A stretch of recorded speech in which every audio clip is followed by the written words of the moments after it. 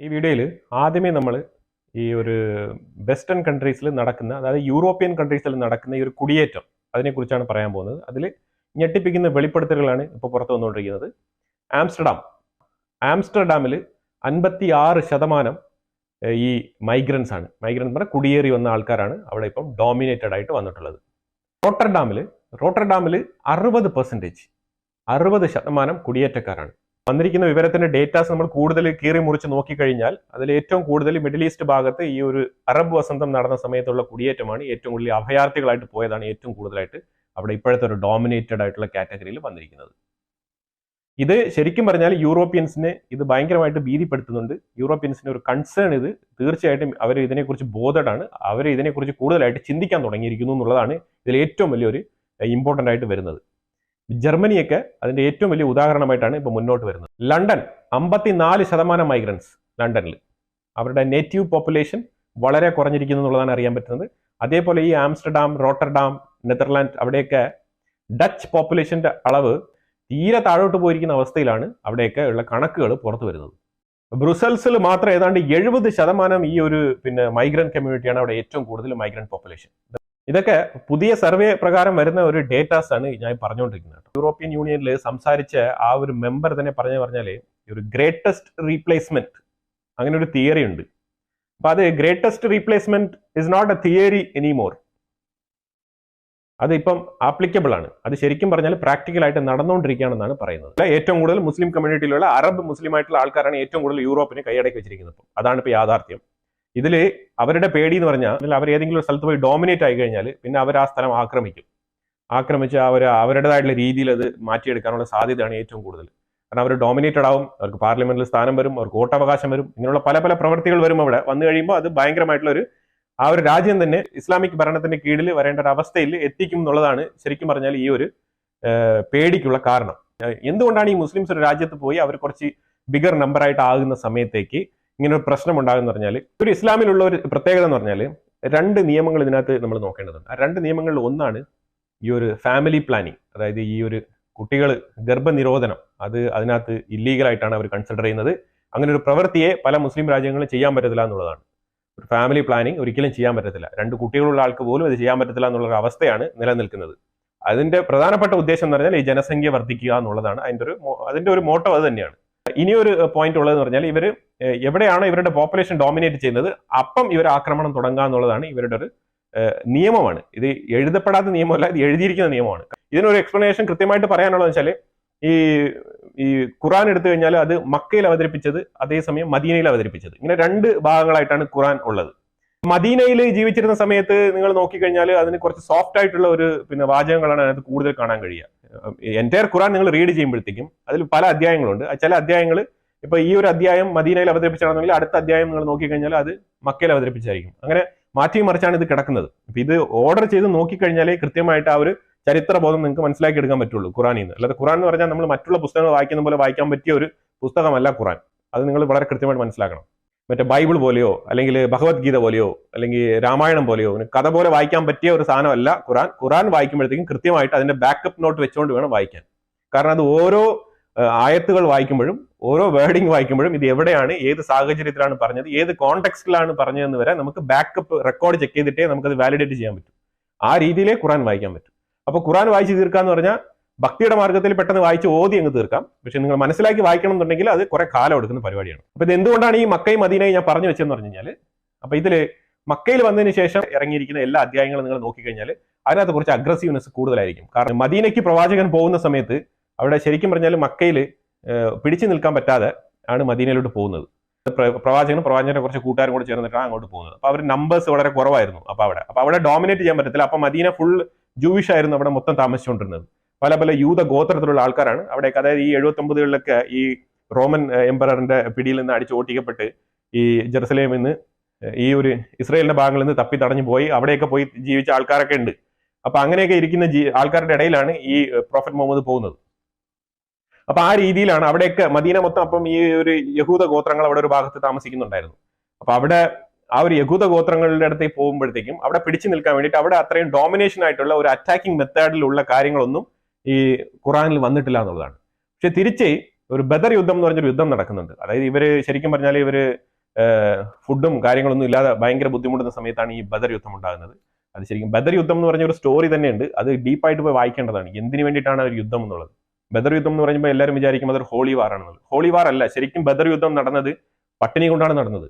അത് പ്രവാചകന്റെ കൂടെയുള്ള ആൾക്കാർക്കും കഴിക്കാനും പിടിക്കാനും ഒന്നും ഇല്ല എന്നുള്ള സമയത്ത് ഈ ഒരു യാത്ര, ഈ അബു സൂഫിയാൻ എന്ന് പറഞ്ഞ അന്ന് മക്കയിൽ ഉണ്ടായ ഒരു പ്രമാണിയുടെ ഏറ്റവും വേണ്ടപ്പെട്ട ആളായിട്ടുള്ള അബു സൂഫിയാൻ ഈ മക്കയിൽ ഉണ്ടാകുന്ന സാധനങ്ങളൊക്കെ എടുത്തുകൊണ്ട് ഈ ഒട്ടകത്തിന്റെ മേളിൽ വെച്ച് സിറിയയിലെ ഡമസ്കസ് വരെ കൊണ്ട് വിറ്റിട്ട് അവിടെ നിന്ന് ഇവർക്ക് വേണ്ട സാധനങ്ങൾ, മക്കയിലെ നിവാസികൾക്ക് വേണ്ട സാധനങ്ങളൊക്കെ അവിടെ നിന്ന് തിരിച്ചെടുത്തുകൊണ്ട് തിരികെ വരുന്ന വഴി ആ ഒരു റൂട്ടാണ്.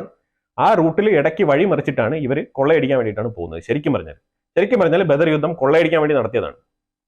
ആ യുദ്ധം വിജയിക്കപ്പെടുന്നു. അന്നത്തെ കാലഘട്ടത്തിൽ ഇതൊന്നും വലിയ കുറ്റകരമായ പ്രവൃത്തിയല്ല. ഏതെങ്കിലും ഒരു പ്രമുഖൻ ഉണ്ടാവും, അപ്പൊ അവരുടെ മുന്നിൽ പോയിട്ട് കാര്യങ്ങൾ അവതരിപ്പിക്കുക, അപ്പൊ അയാൾ പറയുന്നതാണ് ന്യായം, അത്രയേ ഉള്ളൂ. പിന്നെ അതിനകത്ത് വേറെ വലിയ ഇതേപോലത്തെ ഒരു ICC ഒന്നും വന്നില്ല കേട്ടോ, ഇന്റർനാഷണൽ ക്രിമിനൽ കോർട്ടൊന്നും അന്നില്ലാത്തത് കൊണ്ട് പട്ടിണിയിൽ നിന്നും തുടങ്ങുന്നതാണ് ഈ ബദർ യുദ്ധം. ആ ബദർ യുദ്ധം വിജയിക്കുന്നതിലൂടെയാണ് ബാക്കിയുള്ള തുടരെയുള്ള യുദ്ധങ്ങൾ നടക്കുന്നത്. അപ്പം അങ്ങനെയാണ് പിന്നെ ഇതിനൊരു സപ്പോർട്ടായിട്ടുള്ള ഈ ഒരു റിലീജിയസ് മെത്തേഡൊക്കെ കൊണ്ടുവന്ന് കാര്യങ്ങളൊക്കെ മുന്നോട്ട് പോകുന്നത്. കൂടുതൽ ബദർ യുദ്ധത്തിനെ കുറിച്ച് അറിഞ്ഞവർ ഉണ്ടെങ്കിൽ താഴെ കമന്റ് ബോക്സിൽ രേഖപ്പെടുത്തിയാൽ മതി. ഒരു ബദർ യുദ്ധം ജയിച്ചതിന് ശേഷമാണ് ഇവർ ശരിക്കും മക്കയിലേക്കുള്ള ഒരു വരവ് വരുന്നത്.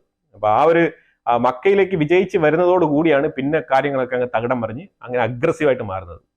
ശക്തമായ രീതിയിൽ ശത്രുവിനെ എങ്ങനെ പിന്നെ വകവരുത്തണം എന്നുള്ള രീതിയിലുള്ള പിന്നെ കൃത്യമായ ആയത്തുകളും സൂറത്തുകളും എല്ലാം അതിനകത്ത് വന്നിട്ടുണ്ടെന്നുള്ളതാണ്. അപ്പൊ അതിൽ കൃത്യമായിട്ട് പറയുന്നുണ്ട്, കൃത്യമായ സമയം വരുന്നത് വരെ വെയിറ്റ് ചെയ്യാന്ന് പറയുന്നുണ്ട്. അതിനകത്ത് നമ്മൾ എവിടെയെങ്കിലും പലായനം ചെയ്ത് താമസിക്കുന്നു, അവിടെ നമുക്ക് ഒരു ഡോമിനൻസ് ഉണ്ടാവില്ല. അപ്പൊ ആ നാടൊക്കെ മനസ്സിലാവാനും നമ്മളുടെ സൈഡിൽ ഒരു ഡോമിനൻസ് കിട്ടാൻ വേണ്ടിയിട്ട് വെയിറ്റ് ചെയ്യുക. ആ കാലഘട്ടം വരുന്നവരെ വെയിറ്റ് ചെയ്തിട്ട് വേണം പിന്നെ നമ്മൾ ആക്രമിക്കാൻ എന്നുള്ള രീതിയിൽ വ്യക്തമായിട്ട് എഴുതി വെച്ചിട്ടുണ്ട്.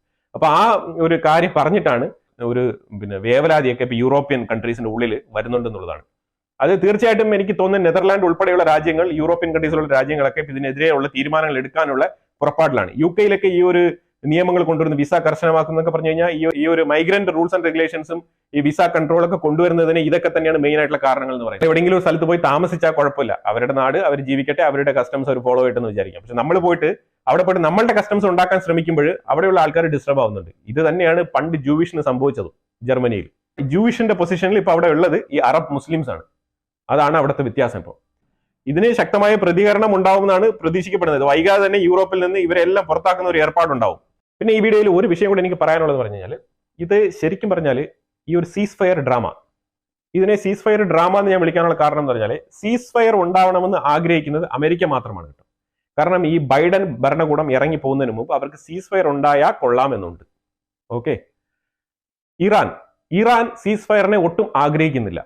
ഞാൻ വളരെ ഒത്തന്റിക് ആയിട്ടുള്ള റിപ്പോർട്ടുകൾ പരിശോധിച്ചിട്ടാണ് ഞാനിപ്പോൾ ഇത് പറയുന്നത്. ഇറാന് സീസ് ഫയറിനോട് താല്പര്യമില്ല. ഇറാൻ ഭയക്കുന്നു, ഇറാൻ പേടിക്കുന്നു. എന്തിനാണ് പേടിക്കുന്നത്? ഇസ്രായേലിനെ പേടിക്കുന്നു, ഉറപ്പ്. അതിന്റെ കാരണം എന്ന് പറഞ്ഞാൽ ഇറാൻ ഹിസ്ബുള്ളയെ സീസ് ഫയറിലോട്ട് മുന്നോട്ട് പോകുന്നതിന് അനുവദിക്കുന്നില്ല. ഇസ്രായേലിന്റെ കണ്ടീഷൻസിനെ അംഗീകരിക്കാൻ തയ്യാറല്ല എന്ന് പറയാനാണ് പറഞ്ഞിരിക്കുന്നത്. ഇറാന്റെ പേടി, ഹിസ്ബുള്ള എങ്ങാനും സീസ് ഫയറിന് സമ്മതിച്ചു കഴിഞ്ഞാൽ പിന്നെ അവർക്ക് ഇസ്രായേലിന്റെ അടുത്ത് ഇടപെടാൻ കഴിയില്ല, ഇസ്രായേലിനെ തിരിച്ച് അറ്റാക്ക് ചെയ്യാൻ കഴിയില്ല. ആ ഒരു സാഹചര്യം മുതലെടുത്ത് ഇറാനെ ആക്രമിക്കാൻ ഇസ്രായേൽ തുനിയും, അല്ലെങ്കിൽ അമേരിക്കയോട് കൂടെ ചേർന്നിട്ട് ഇപ്പൊ ഉക്രൈൻ എന്താണ് ചെയ്തുകൊണ്ടിരിക്കുന്നത് ആ പ്രവൃത്തി അമേരിക്ക തുടരുമോ എന്നുള്ളൊരു ആശങ്ക ഇറാനുണ്ട്. അതാണ് മെയിൻ ആയിട്ടുള്ള കാരണം.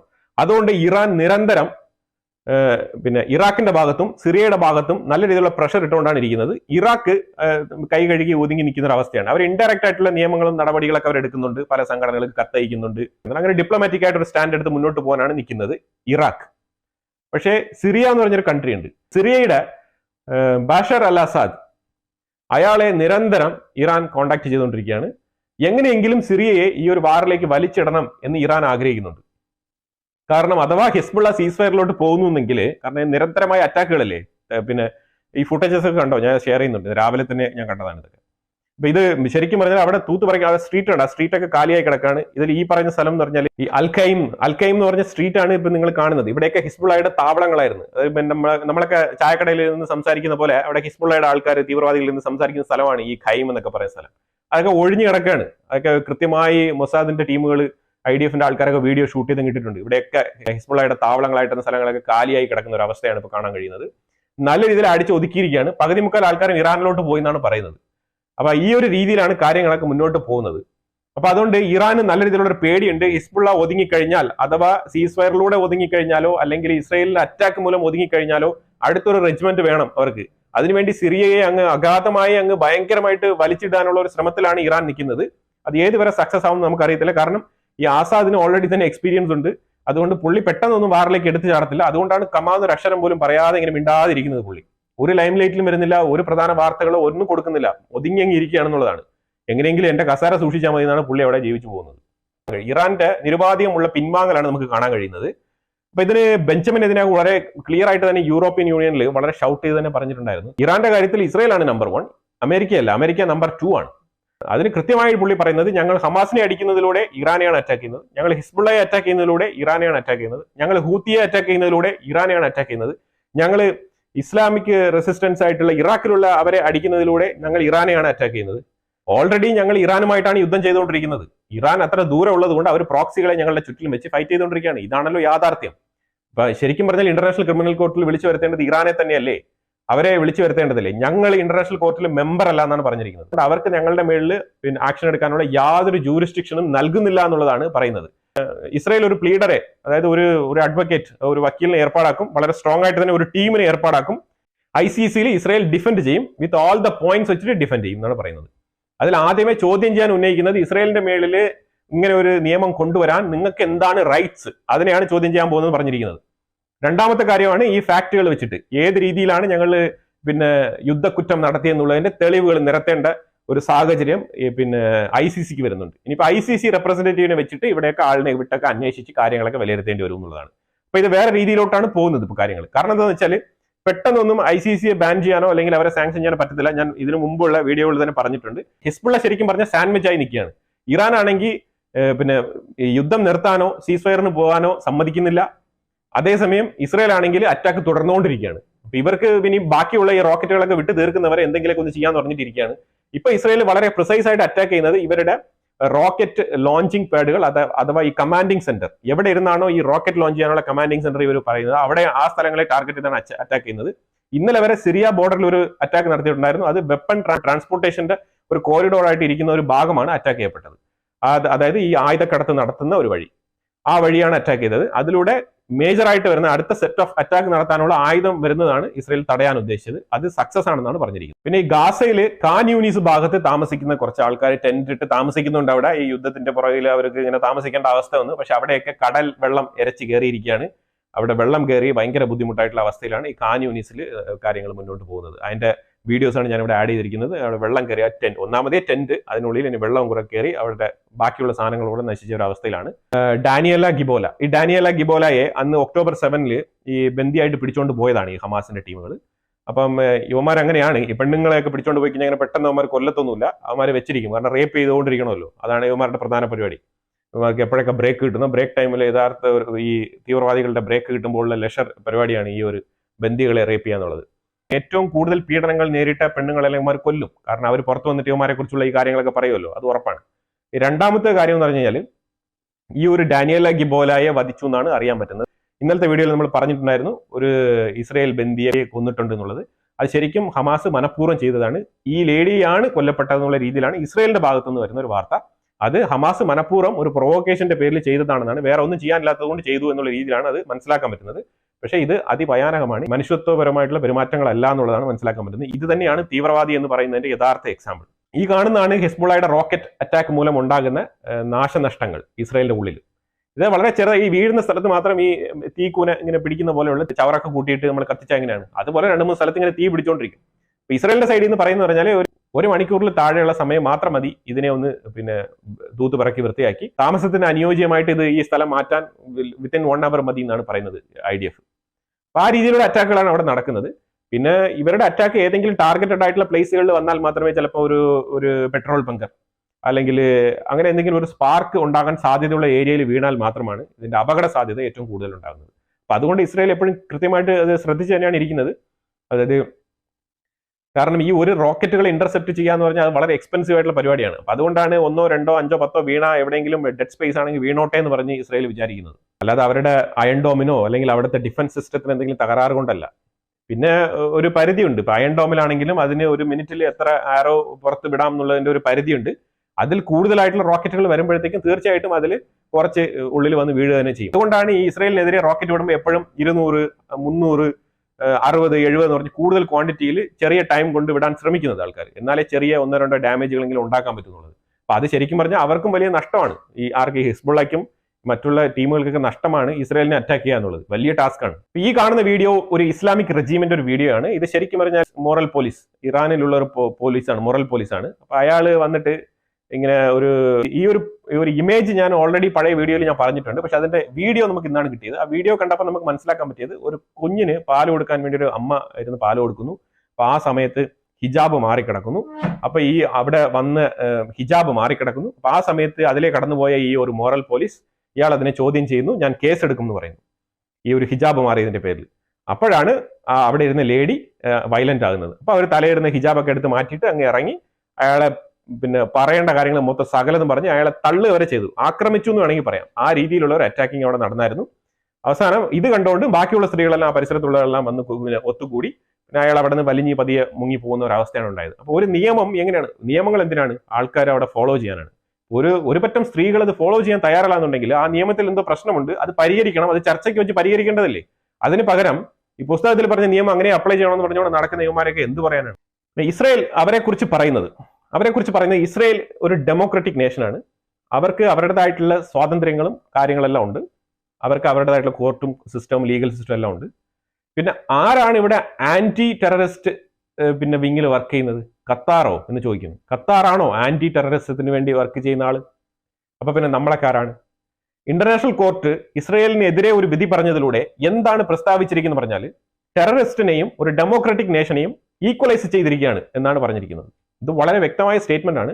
ഇത് ശരിക്കും പറഞ്ഞാൽ കുറച്ച് ആലോചിക്കേണ്ട സ്റ്റേറ്റ്മെന്റ് ആണ്. ശരിയാണ്, ഒരു ടെററിസ്റ്റ് സംഘടനകളെയും തീവ്രവാദികളെയും, എന്നാൽ തീവ്രവാദികളെ ഒന്നും തന്നെ പറയാതെ സപ്പോർട്ട് ചെയ്യുകയും ഇസ്രായേലിന് എതിരെ വിധി പറയുകയും ചെയ്തിരിക്കുന്ന ഒരു അവസ്ഥ എന്ന് പറഞ്ഞാൽ തീവ്രവാദത്തിനെ നിരുപാധികം സപ്പോർട്ട് ചെയ്യുന്ന ഒരു അവസ്ഥയാണ് ICC എടുത്തിരിക്കുന്നത്. ആ ഒരു നിലപാടാണ് ICC എടുത്തിരിക്കുന്നതാണ് ഇസ്രായേൽ പറഞ്ഞു വെക്കുന്നത്.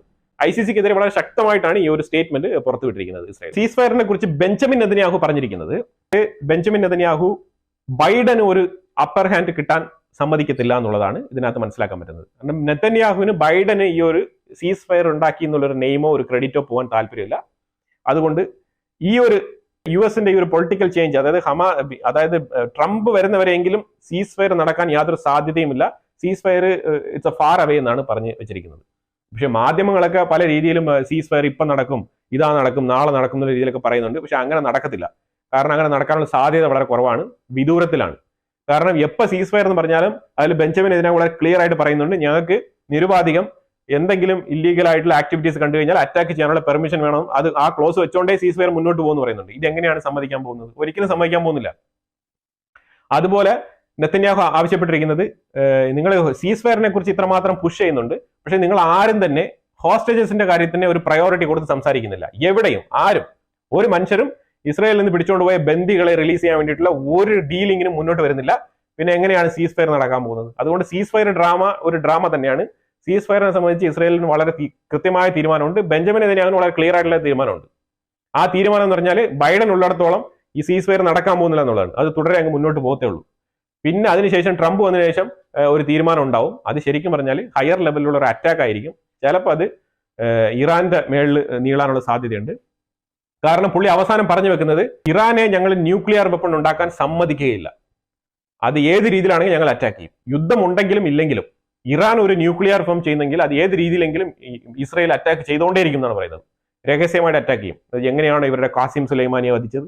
അപ്പൊ യുദ്ധമൊന്നും ഇല്ലായിരുന്നല്ലോ, ഖാസിം സുലൈമാനിയെ വധിക്കുകയാണ് ചെയ്തത്. അതേപോലെ ഇവർ ടാർഗറ്റഡ് അറ്റാക്ക് ചെയ്ത് ന്യൂക്ലിയർ പവർ ആവാൻ സമ്മതിക്കത്തില്ല എന്ന് വളരെ തറപ്പിച്ചും ഉറപ്പിച്ചും പറഞ്ഞിട്ടുണ്ട്.